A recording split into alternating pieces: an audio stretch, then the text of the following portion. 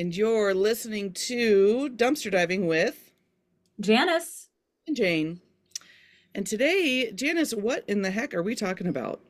All right, so we're super excited. For those of you who are watching this on YouTube, of course, you already see that we have a special guest here, and this is kind of in the under the auspices of storytelling, right? One of the things that you, Jane, and I have talked about since the beginning of the podcast is really looking forward to having people on over time who can contribute to this idea of sharing stories. And the extent to which we share stories obviously is always going to be different person by person. But today we have my adopted, if you will, sister Anne with us.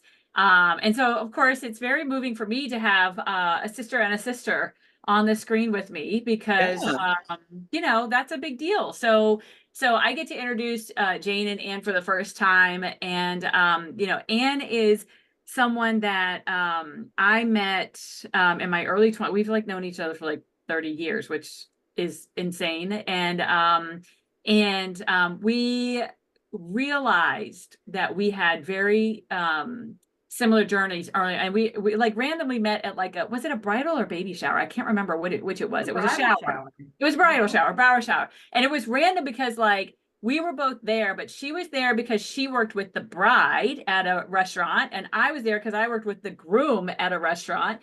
And when I look back on that, Anne, I realized I didn't even really know Amy very well at all, although maybe she was working at tortilla. It doesn't matter. The audience won't care. But long story short, we ended up in the same space together. And, it speaks to the whole power of the universe in terms of the fact that we were so randomly in that same space together. But we realized that we had similar journeys in terms of the different kinds of trauma we experienced as young people.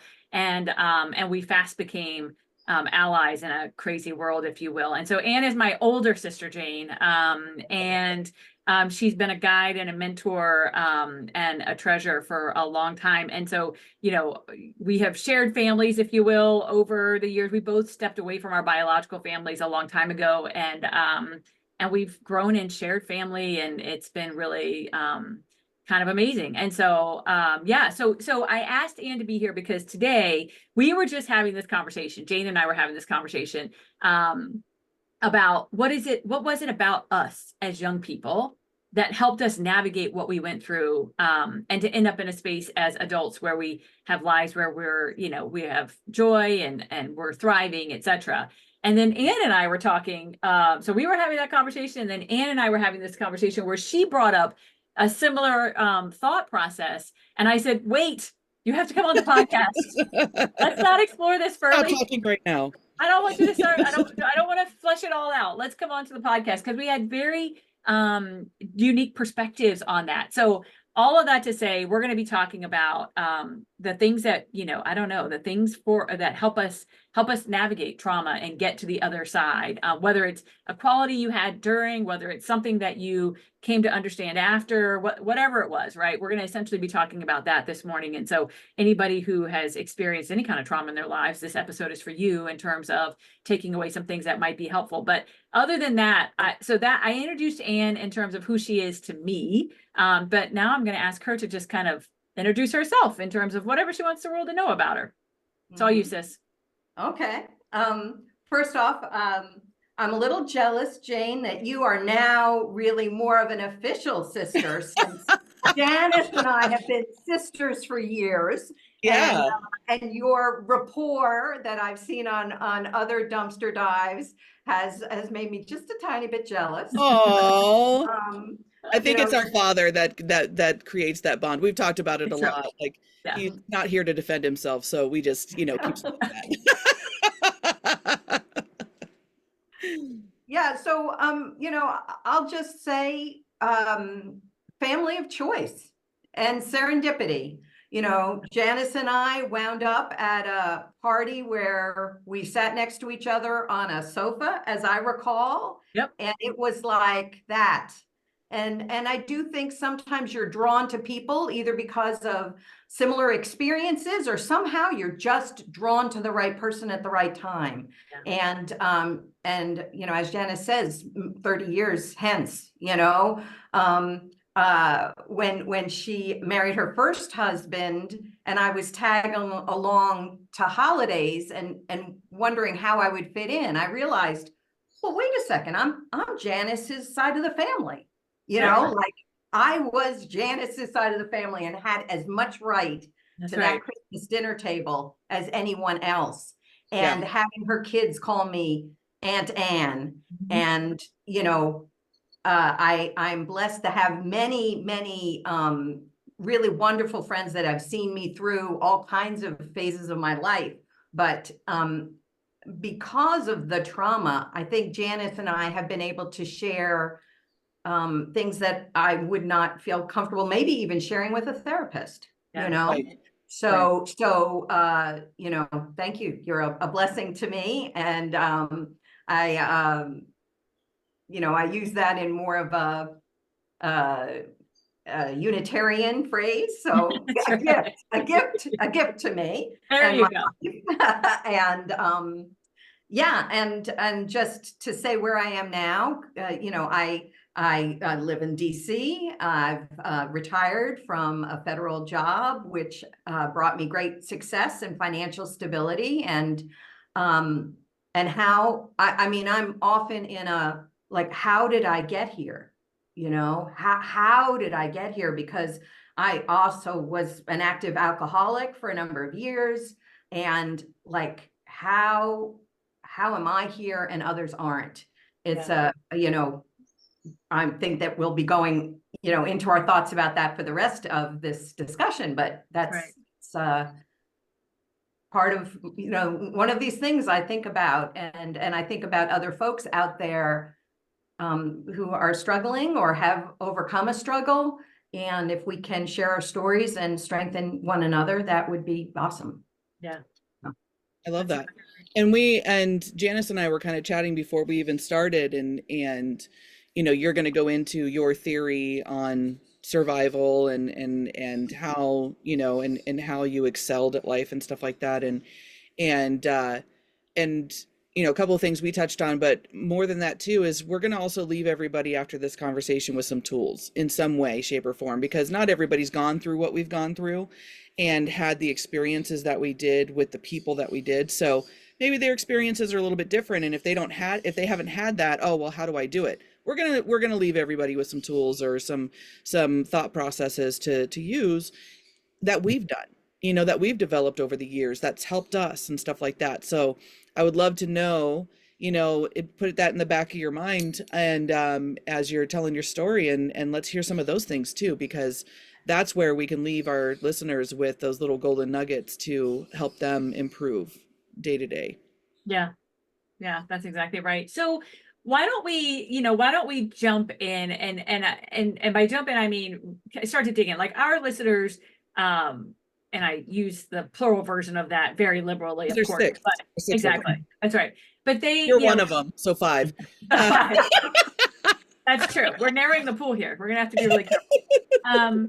So our listeners are, you know, many of them know our story either because they went all the way back and they listened to our first few episodes where we really just laid it bare. And if you haven't, and you're listening now, I'm going to encourage you to do that.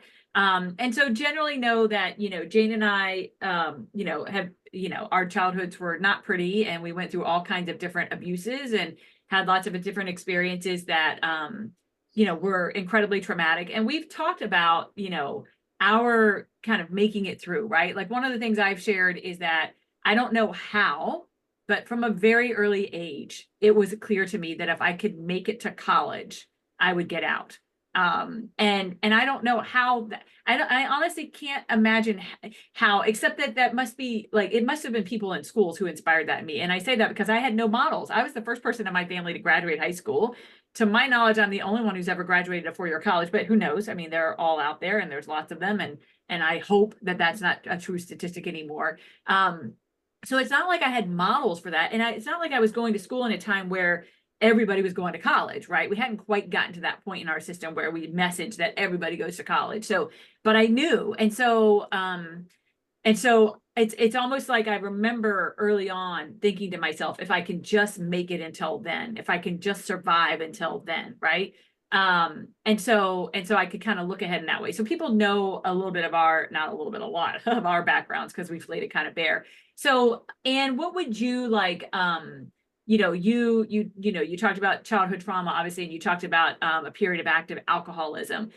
Is there anything else that you would share that kind of fills out that story in terms of your early experiences? And again, even like your early thoughts about like, can you even remember times where you just thought to yourself, like that survival mode of like, if I can just get to, if I can just this or that, is that, and maybe not, right? But yeah.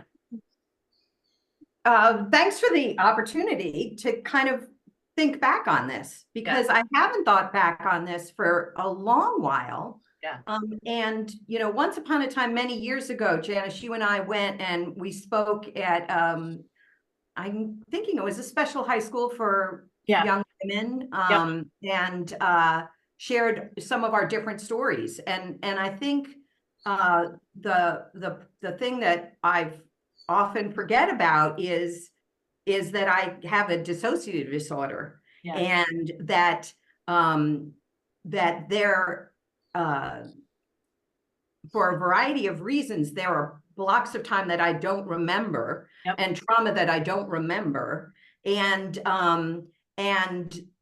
so there are things I can think back to that are kind of childhood coping mechanisms. And you know, and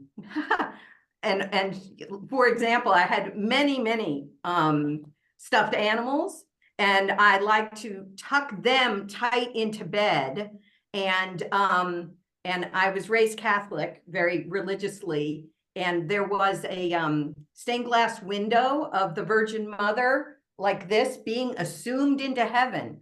And I can remember lying on the floor with my hands over there, just thinking God would sweep by and take me up to heaven. Like, why I would be thinking that as a, you know, first grader, you know, why I would go into my bedroom closet that happened to have a window in it and eat part of the window shade, thinking maybe that would kill me.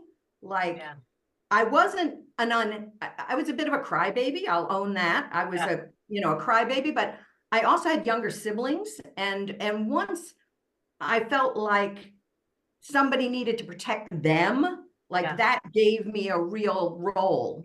And then I'll just say, you know, I think religiosity was part of the imaginary friend network that kind of kept me going until I realized success in school was going to I didn't know at the time that it was an escape. I don't think that really registered, but that was the achievement that was gonna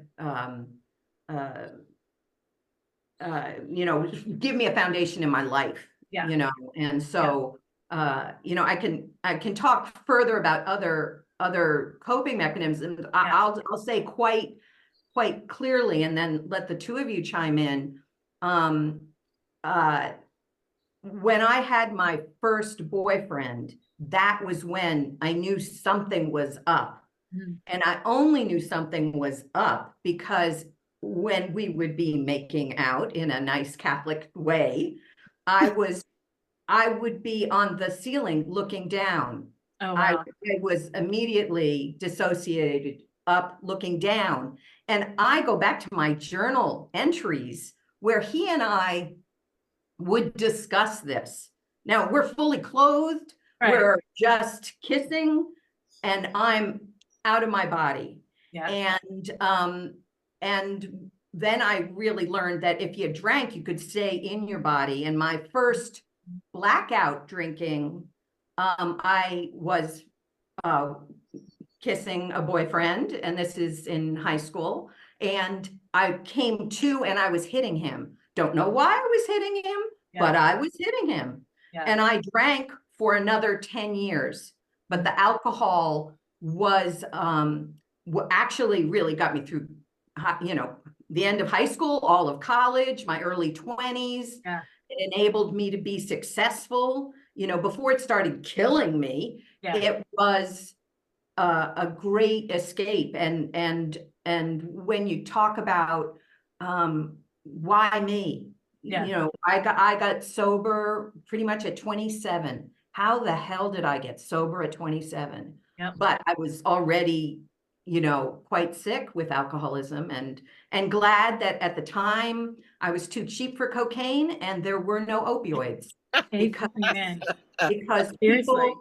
people now who struggle with addiction to opioids, like that is hell. That is hell, and that is a fight for your life. And I fought for my life too, but not as, I don't think the stakes were quite as high, Yeah. you know, 35 years ago than they are now.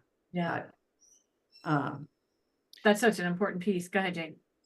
Oh, I just, I think that, thank you for sharing that, because it's not, it's not the easiest for people to admit or to talk about. And, I think about what you just said, like it got me through that stuff. Not in a good way, guys, but Right. but it helped her, it helped her cope with with being present, and stuff like that. It sounds like that the alcohol made you be present, and you enjoyed that because you weren't disassociating, so you were feeling these things, and all of a sudden these things came together for you. So you're like, okay, I like this, I'm gonna keep it going. It's fucking me up, but what, or whatever. And then you had your realization that this is probably not the best plan. But I think a lot of us have had moments in our life like that, whether it's shopping, whether it's sex addictions, or gambling, or hoarding, or whatever. Those are all things that aren't favorable for us, but they help us in ways up here that help us function, and so but being able to function without it is the hardest part, because we get so accustomed to functioning with it. So I don't know, like, so that was when you were 27, and you're saying you're Janice's older sister, so there's been some time, not a lot, just a little time in between then and now. So how has your upbringing and then becoming sober and stuff like that, enhance everything throughout, or what was it like? well, I mean, I don't think I could have.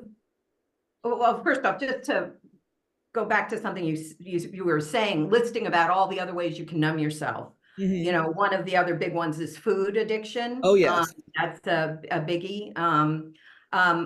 I went to a 12-step program for sexual abuse survivors. And one of the pieces of literature had a tree, and the root of the tree was in the ground, but it said incest, said incest. And then all the branches came up and listed all those things, Jane, that you just did. Oh, wow. Like that the root cause of this, and incest can be any kind of sexual trauma. I don't want to limit it to the typical incest scenario. I mean, it can be any kind of Molestation or anything. I mean, it could be a non-family member, but it's still incest if you think about it. Your parents have a friend and they're doing things to a kid or whatever, whether they're blood or not, that's still kind of incest. I mean, it just really is. It's, if you take the biological aspect out of it, it's people doing things that they shouldn't be doing, and causing trauma and stuff like that. So, and all three of us have experienced that in one shape or form, so, or several. And I'll just add that I couldn't have come to terms with why I was dissociating until I stopped drinking. And I did eventually go back and talk to my grandmother about it, to which she said, "You told me about this in 1969. I told them, just give her some more drugs and she won't remember." So, like, I think back to that moment of clarity from my grandmother, and I think, wow, here I was, I went to another adult who I thought could protect me when I was 8, and that was her answer. And no wonder I dissociated. Like, That's right. that is a gift, you know? And I would say, this sounds terrible. I was a little jealous, isn't the right word, but Janice remembers her story. It sounds like, Jane, you remember your story. Most of it. You know, for me to be putting it together backward, Yeah. you know, in retrospect with the gaps that I have, you know, all this nonsense about false memory syndrome or this or that, or victims never being believed, women never being believed. You know, it's been quite a journey. But once I stopped drinking and started dealing with my stuff, which was a lot, to me, thinking ahead and having a plan, you know, like Janice, you were thinking about school, like educational, do it. For me, it was, I got to earn a living. I have to earn a living. And I seem to have been frozen here, which is quite a lovely look, I think. It is. And I want to just say, if you're not watching on YouTube right now, you should go to watch on YouTube just for this moment, Anne, because it is Here, I'm really going lovely. to turn my video off and then on again. So that. Perfect. Well, and while you're doing that, you know, I think that I mean, Anne and I, we had so many conversations early on in our relationship about this, the difference between remembering and not remembering. And it does, I mean, again, I'll never know for sure, right? But one of the hypotheses that I've always operated off of is that my remembering is partly how I was able to overcome, if you will. I don't know if that's the right word, so quickly. In other words, you know, I wonder how much I can attribute the fact that I remembered all along to the fact that I didn't end up, you know, with alcohol or other substances. That said, I know of other, you know, survivors who remembered all along and they intentionally drank in order to, you know, numb that. So I think I guess it's just different for all of us, but I definitely think that remembering all along, just it was what, you know, it's what kind of made me keep the eye on the prize, right? Like, and I knew that when I left at 18, that would be it. Like, there was no coming back from that I had to get out and stay out. And I, you know, and again, I attribute all that to not knowing all along and not having these periods of completely blacked out memories that I couldn't access. I'm going to be right back, guys. Yeah. Okay. So I think, Jane, while Anne's obviously experiencing some tech difficulties, I'm hoping she's logging out and logging back in. But but like you said, right, we both pretty much, to our knowledge, remember. And don't get me wrong, like, that doesn't mean I remember every vivid detail of every single thing. Thank God, right? My brain's definitely protecting me from that. But I always knew all along, and there were never any blank spots. But as I listened to her tell that story about her grandmother, and I saw your face, right? Like, and I've heard that story before, and still when I hear it, it just makes my insides like just tense up. And so, but while we're waiting for Anne to come back, I want to say this, like, you know, I know that our show is not a show that necessarily that little kids or young people are listening to or what have you, but you know, we have to impress upon the young people in our lives. Like, hopefully you and I have talked about like how we talk to kids in a way that makes them realize that the people that we love can be a threat and the people that we love can hurt us. That with that, you also say, and if you tell someone and they don't help you, then tell someone else and tell someone else and tell someone else until somebody helps you. Because Anne, you know, she told someone, and when that someone didn't protect her, then of course, as an 8-year-old child, you assume nobody's going to protect you. And so the message of no, you just have to keep telling an adult until somebody does is a strong one to take away from this. Well, I think that, you know, my experience when I was being molested when I was 8, living in this apartment complex, and I've told the story about Miss Lily going and telling my mom, and my mom refused to listen to her. She was a strong Black woman, and she, you know, she was like, no, you're gonna listen to me. You're not just gonna blow me off. You're going to listen to me. Something's going on. I watched the interaction. You need to talk to her right now. Like, she would not let up. And if I didn't have her in my life, who knows? Who knows? That's right. Because my mom refused. I mean, it took her like 30 minutes to convince her to talk to me about it. I heard them talking. So you know, it's the people that just want to lift up the rug and sweep it underneath and then keep going because that's how we do things, and they just don't understand what kind of damage that does. Well, And and you just made me think of something, Jane, and to the extent again that you're okay with sharing, but can you paint the dynamics of um your family from the perspective of like you were an upper middle class, so your grandmother saying just give her more drugs was the interpretation I have of that is in part about images. We have to protect the image, right? But can you talk a little bit about that so people better understand those dynamics for you? Sure. I'm back now. Hopefully I'm yeah, not frozen. All right, we filled in the space. You're good, girl. yeah, So, no, I would say a middle class, moving on to upper middle class. Very high degree of religiosity, very much what will the neighbors think kind of thing. We had two Catholic churches we'd go to, one in our neighborhood where we'd have to dress up, and one we called the dirty church because we could go if we were just in jeans or whatever. So we had a dirty church and a clean church. And I would just say, you know, think back to Mad Men. Not that I'm quite that old, but you know, Sunday dinners, lots of cocktails, roast, you know, lots of cocktails, and that was life. Like I didn't know you could have dinner without cocktails for a couple of hours beforehand. Yeah. Just didn't know that. So no, and you bring up that show, and one of the biggest things, I'd never watched the whole season, but this totally plays into this. There was one where it was probably the first season because I started watching it and I was like, okay, this is cool, but it's like traumatizing at the same time for women, where she went to the doctor and the doctor called him and was telling him how to take care of it. You know, oh, she's going crazy. You know, you got to do these things. And she had zero control over her own health care. Yeah.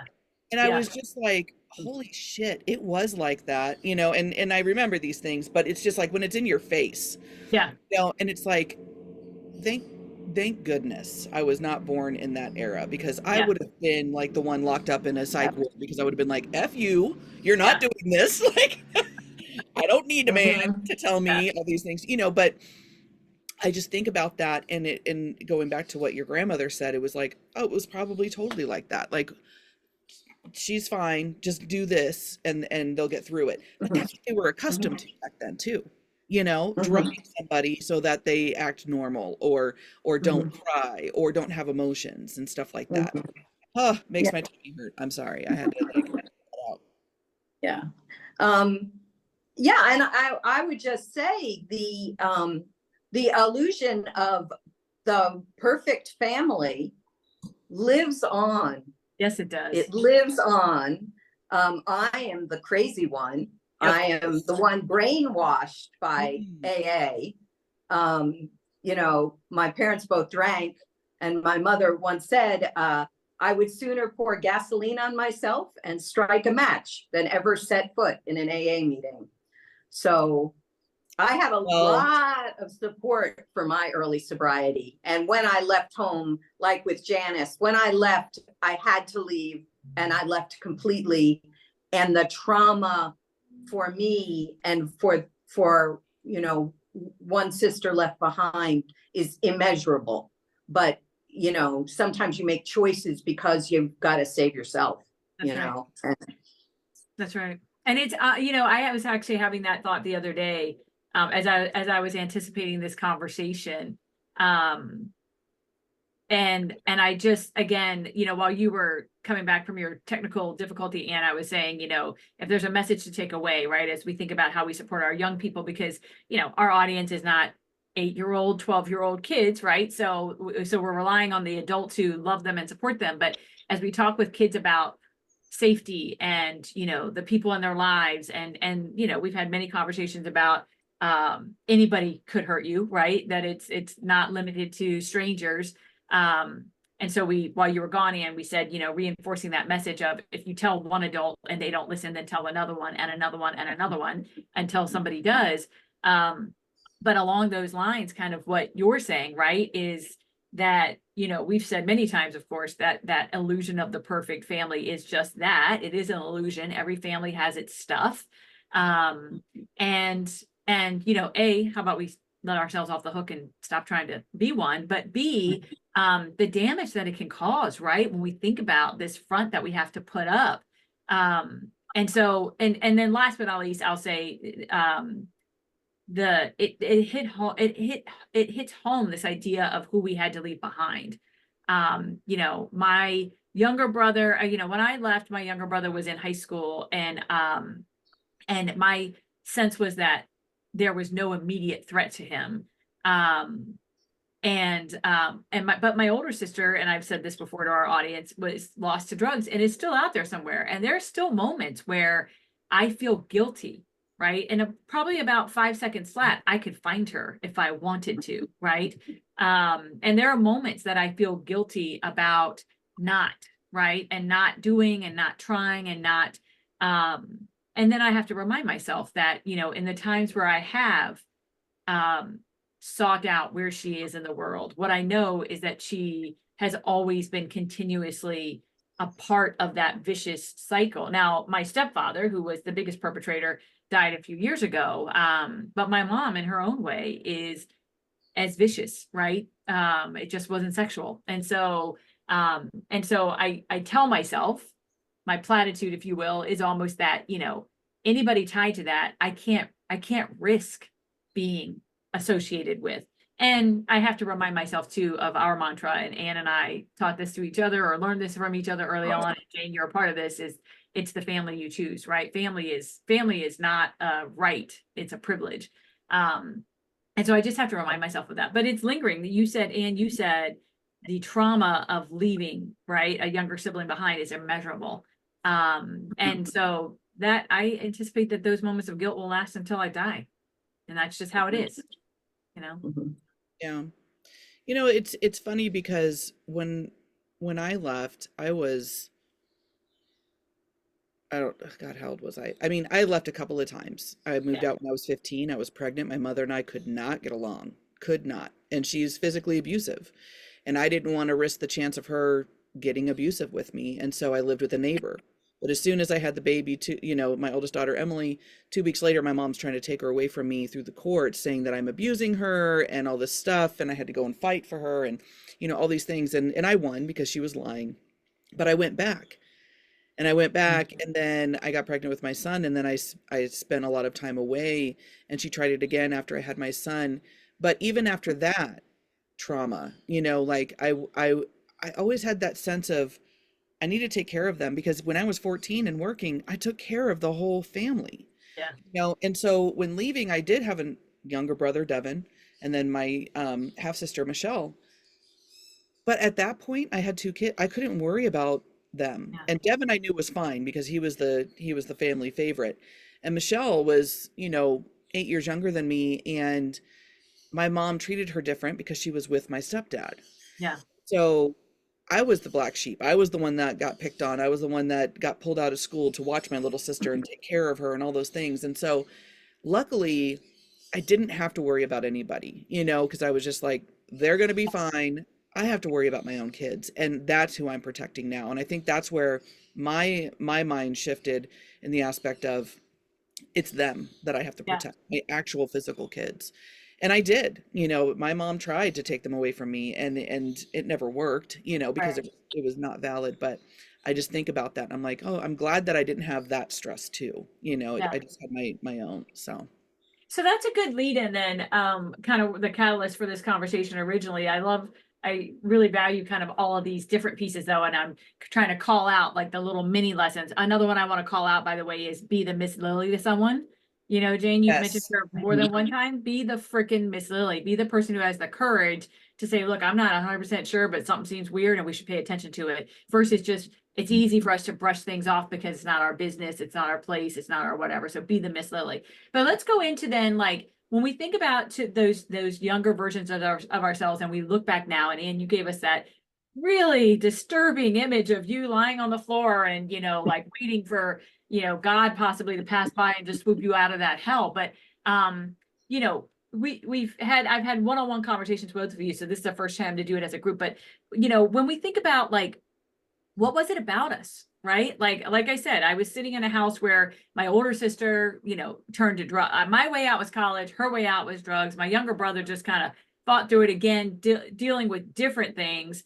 But what do we think, right? What do we think were the whether it's attributes or you know, whatever it is about us that helped us be able to like get from there to where we are right now. So Anne, we're gonna start with you since you're the guest. You're the guest. Be our You're guest. the guest. Right. We have good guest etiquette. We practice it. So Very good, very good. That's what we like to tell each other.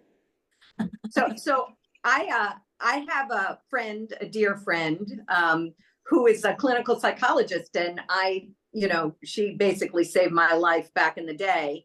But you know, her, you know, immediate response was intelligence, and not necessarily book intelligence, but it seems that the science behind it is more resilient children tend to be brighter. Children just tend to be bright.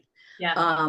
And I was no genius in grammar school, Yeah. but I went, you know, I went to a Catholic school, and the nuns and the discipline and, you know, that gave you a really concrete, you've got to pass that test. You've got to Yeah. get, so I always had education and school as, you know, as requirements. It wasn't even, and college, a good high school. I mean, we moved to a different neighborhood to be in a good high school, and it was always anticipated I would go on to college. So, you know, something popped in my head when you were saying that, and I too, and I think Janice, this is true for you too, love school, and I thrived in school because I got accolades.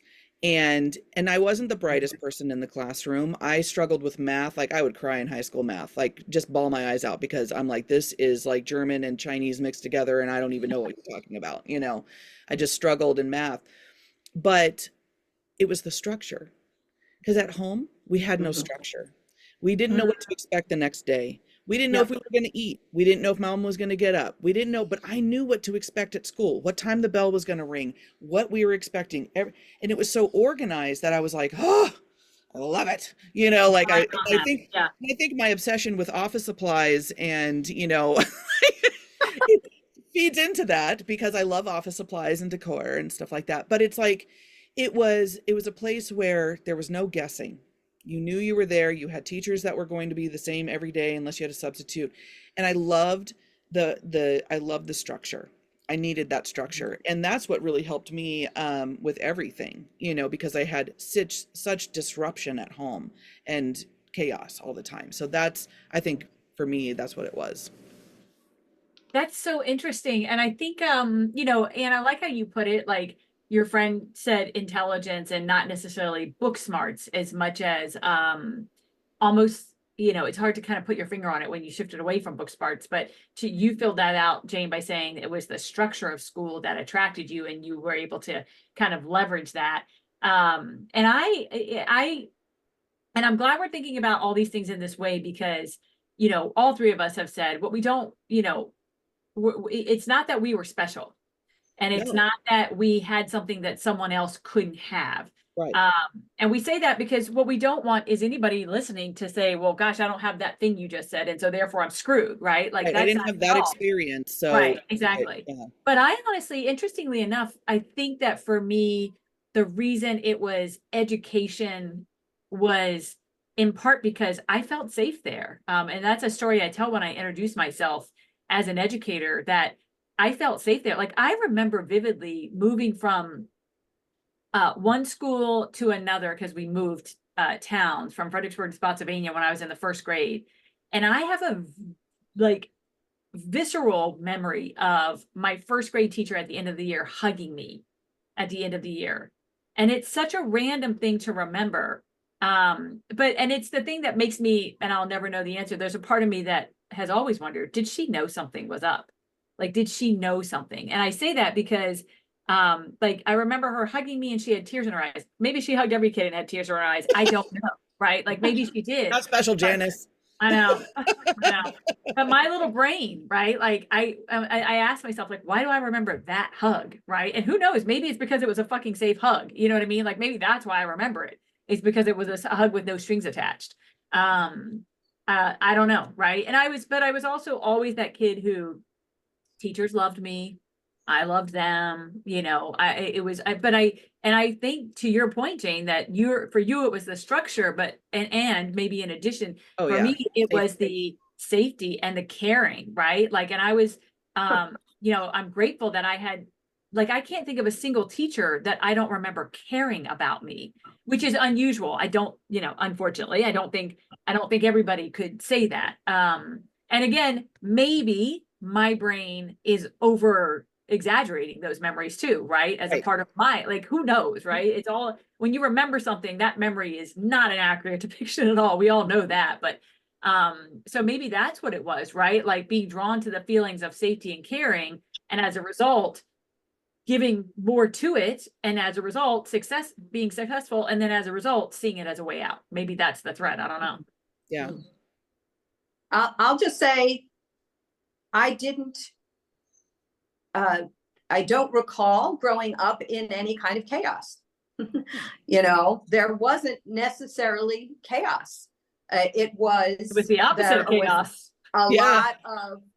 lot of very nicely dressed, go back to Mad Men, cocktail parties.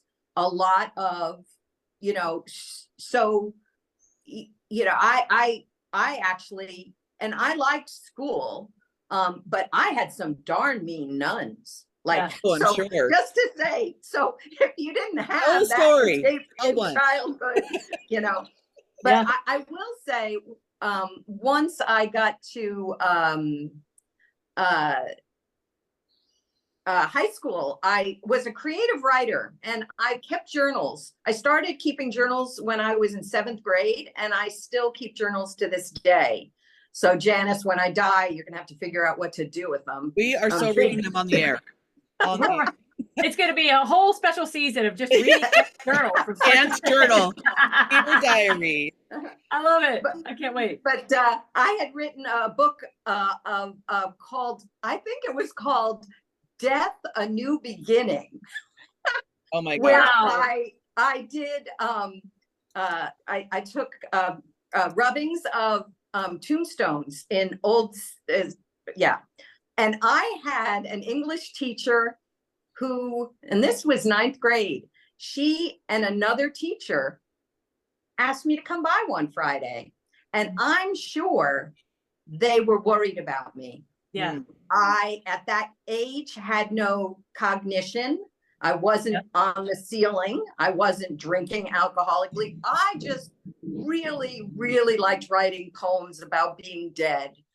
Wow. And so I kind of look back on that, to your point of a teacher paying attention, or, you know, boy, do I want to thank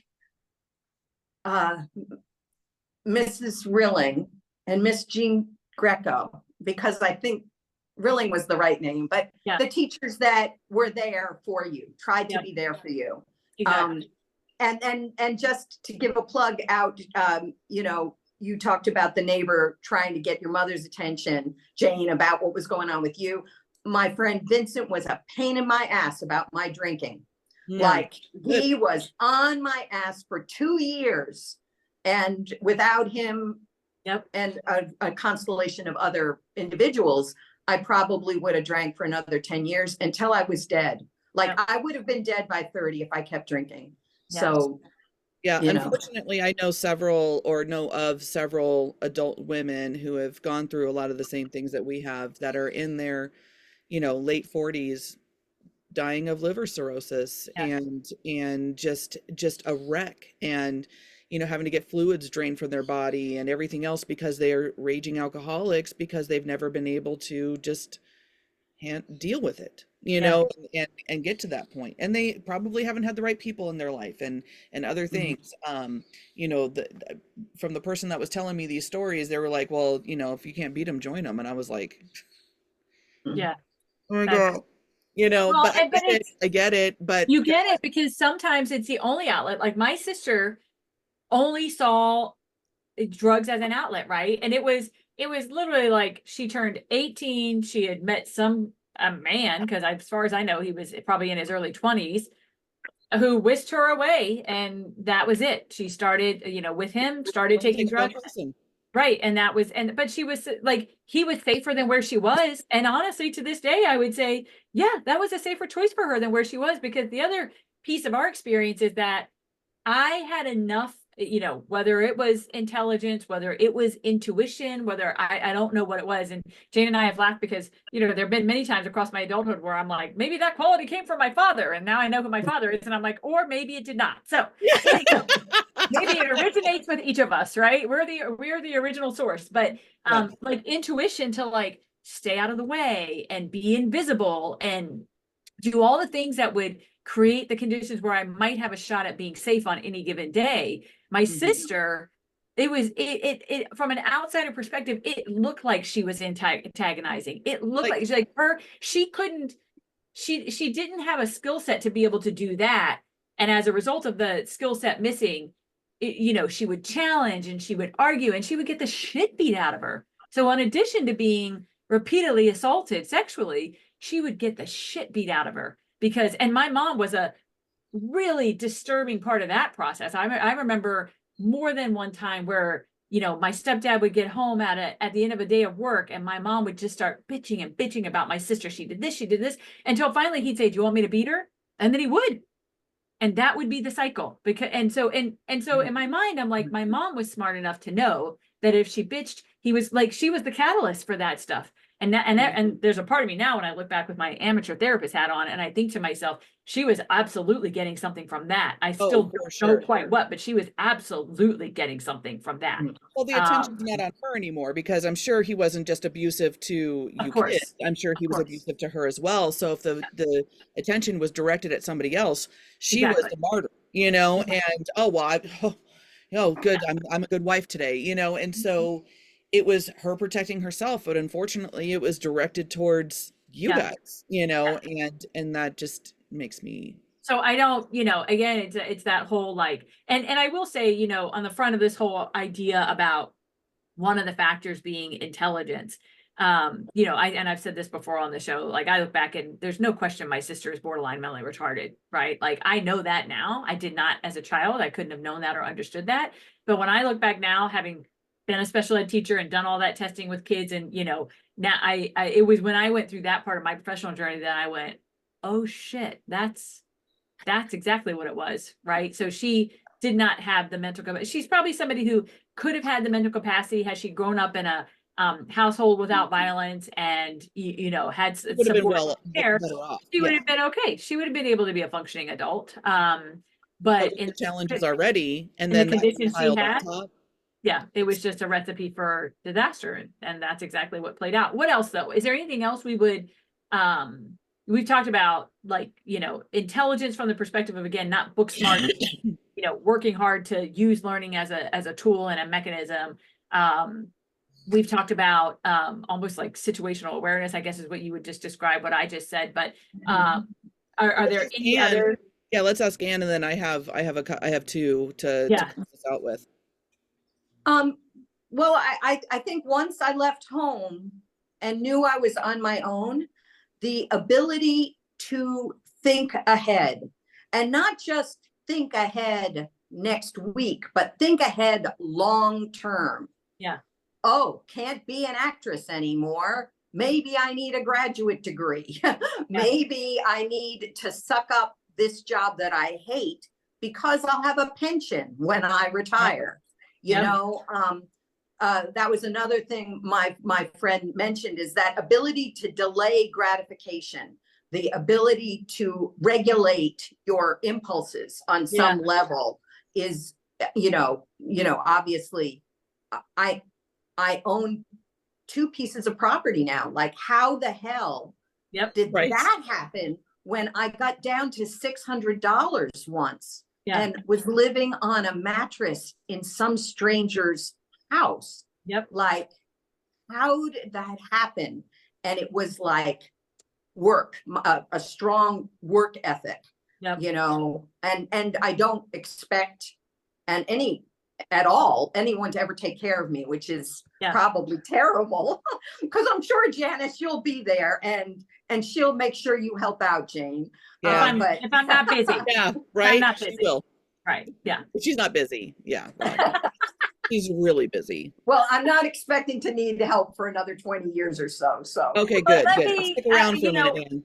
but I like that, and I want to pick on that for a second, and then I know Jane's got her couple, but that idea of being able to see ahead and to see beyond what's happening in this moment, and being able to, I think you said, basically like give up things now in order to know for something better, if you will.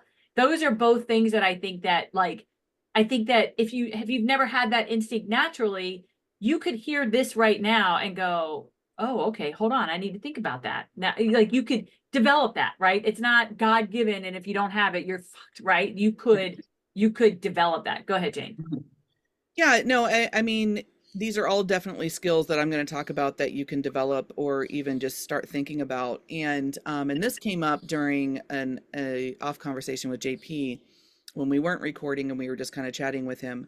But I think for me personally, there was a couple factors. One of them is definitely work ethic. Yeah. I started working at the age of like having a real job at the age of 10. I worked in Yep. a little pizza parlor. I got paid $10 a weekend. I didn't care because I had specific job duties, expectations, and accountability, you know? And I've carried that with me through my whole life. And it's helped me with my outlook, which is the other aspect. I always knew it didn't have to be this bad. You know, Yeah. like why are we living in a shack with a wood burning stove and no heat in the back room, and we could see our breath in our bedroom, and we have no food, but we have all these animals, but we don't have stuff for us, but we keep bringing on things that we don't really need, and we suffer for it. Like we don't have to make these choices, you know? And so outlook was a big one for me because I'm just like, there's no way that life can be like this crappy all the time. That's right. But my parents didn't have that outlook, and they were in that victim survival mode all the time. Now, have I ever gotten out of survival mode? No, that's how I run. That's my energy. Yeah. You know, like that's what we do. But the other thing is like you said, Anne, being able to set some goals that aren't all instant gratification. You know, we're motivated all in different ways. And a lot of the times, I didn't mean to do the thumbs up, sorry. Just like, hey. To yourself. Yeah. But being able to, what was I saying? Instant gratification. Oh, the goals is we are all extrinsically and intrinsically motivated. Intrinsically is proving to yourself or others that you can do it, but then extrinsically is getting that prize, right? So you can have long-term goals but still have the little ones in between to get some of that gratification, and you just have to know how you're motivated and what motivates you to be able to then go, okay, now I can set a goal. My desire meets up with the commitment level that I have and the end goal. I'm good. But holding yourself accountable to that too, because what I learned from my parents is like they did not hold themselves accountable for anything. So it was always somebody did something to them. It was always, you know, that level 2, you know, victim mentality. I never had that, you know, even through the experiences that I had. I said, okay, I've been through this experience. What did I learn from it? Well, don't trust everybody. Yeah. These are red flags. And I started making all of those mental notes, like things to watch for, because I knew that I never, if I had kids, ever wanted them to go through what I had gone through. That's right. And on our last episode, we chuckled about it because I had talked about a story where I'm teaching my daughter how to drive and I yelled at her.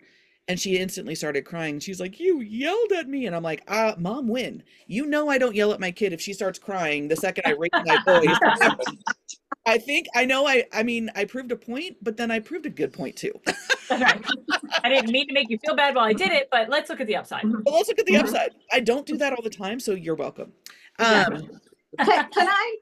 Yeah. I know you've got, I don't want to that's it. interrupt your That's flow there. Yeah, You know, I do want to I do want to give a couple of plugs for things that I think can help that are even more concrete. I read one book about being the child of alcoholics, and the line that's really was transformative to me is, if you come from an alcoholic family and you drink yourself to a problem extent, deal with yourself first. You know, put your own life vest on first. And I had to get sober before I could deal with the family stuff. I think finding a competent therapist, and I've had great therapists, I've had shitty therapists, finding support, whether that's a support group. And then for me, because I had such issues with physical dissociation, I actually did some body work.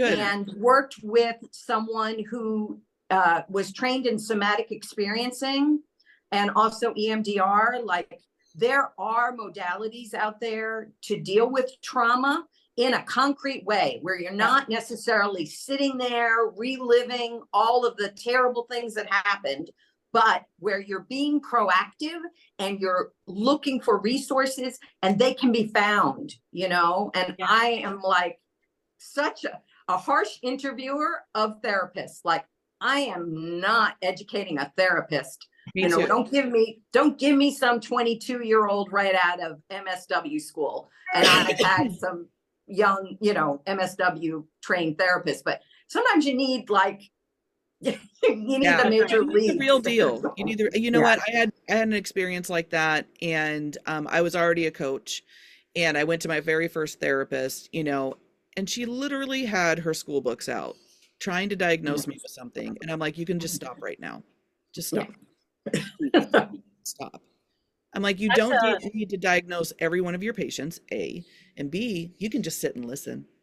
And maybe you sit, listen, like, and then pull the books out later. You know, don't show me your experience in front of me, please.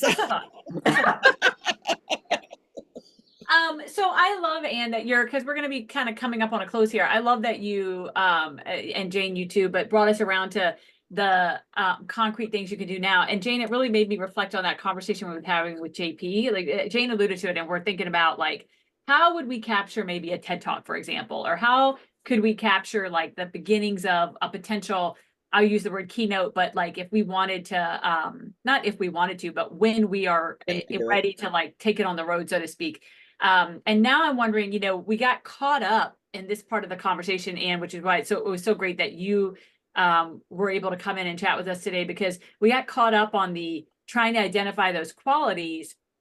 And then we got caught up on the, well, that's all great and good, but you identify them, and if somebody doesn't have them, and what then? But you just sharing that, Anne, about what you can be doing, and then listening to you, Jane, also talk about like being able to, you know, think ahead and be able to plan and do all those things. I wonder if that's not the space for us to sit in a little bit more, because our audiences are never going to be 8-year-old children, right? No. And how to deal with it while you're in the middle of it. It's going to be people who've been through it, and now what? Now how to get from where I am to this life that I want. And so this is helpful. Like, it just made me kind of go ding, ding, ding. That's the space to be in, is where did we pick up after we escaped the trauma in order to get to where we are? Well, I think the big one, you guys, and I talk about this all the time in my coaching, is growth in fixed mindsets. Yeah. If you have a fixed mindset, you're going to buffer, you know. I mean, it's going to be the same cycle, like your sister, like my sister, like my brother, you know, like these cycles that we get, or our brother, you know, that get stuck in these cycles and different things. And until you can actually see your growth out of that cycle, you're going to continue in that cycle. Yeah. And so having a growth mindset is like, again, it can't always be this bad, you know, or if I just tweak myself just a tiny bit, I can get out of that little loophole and go to the next one. So it's really about knowing that all of us, every single one of us, no matter if you're 8, a baby, babies are definitely in growth mindset. Let's just talk about it. We were born into growth mindset, people. Where did it go? Where did it go? It comes from our parents' biases, really, and the world around us. Yeah. Our environment. Our environment, because we are born growing, and we're born fighting to stay alive. And then to take that gift that we get every day, that gift to keep living. Yeah. is taken away from our environment, you know, and we really are the ones that possess and control how we see it, and it's our Yeah. filters, you know. And so when we're young, it's hard to develop those filters, but I think emotional intelligence has a lot to do with it too, because we've talked Yeah. about this, how, I always thought about how I didn't want my kids to feel. Yeah. And I was very aware of that. And so, and I think that is just like your gift that you're given, you know, when you're born. Like, I don't know if it's DNA, it's environment or whatever, but if you can have just a little bit of that or attached to it, and use it as your little, orb of growth or whatever it Yeah. is. I mean, that's the key, is really getting into that growth mindset for you first. Yeah.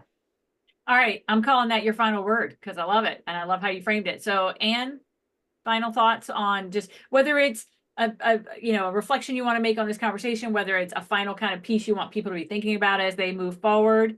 Or a bad story that you know about Janice that you want to tell everybody. You know what? I did not agree to this. So we'll be cutting Embarrassing. We'll be cutting it out, whatever it is. I'll just say, don't give up. Yep. You know, I have been suicidal at points, and I have told myself they win. Yeah.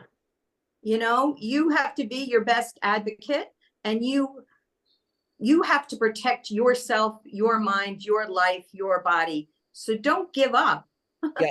Because worth there are saving. tools and there is help. Yep. And just keep going. Love that. We're going to leave it right there. That's beautiful. I mean, it's as simple as it can get. So thank you to everybody for listening in. Of course, as always, the like, share, subscribe, do all the things, and share, especially because, we just want to grow by one listener a week. That's all we're asking right now. One listener a week. And it could be you who shares this on your platforms, and that one listener comes along, and and I just love you. I'm just going to leave it at that. Thank you for being a part of the conversation. And I suspect we might be seeing you again, but we'll play it all by ear. So love you, sis. Well, love you too. Candace and I will talk about it later. That's right. That's right. Peace Nice out, to meet you, everybody. Jane. Yes, you too. Bye, guys.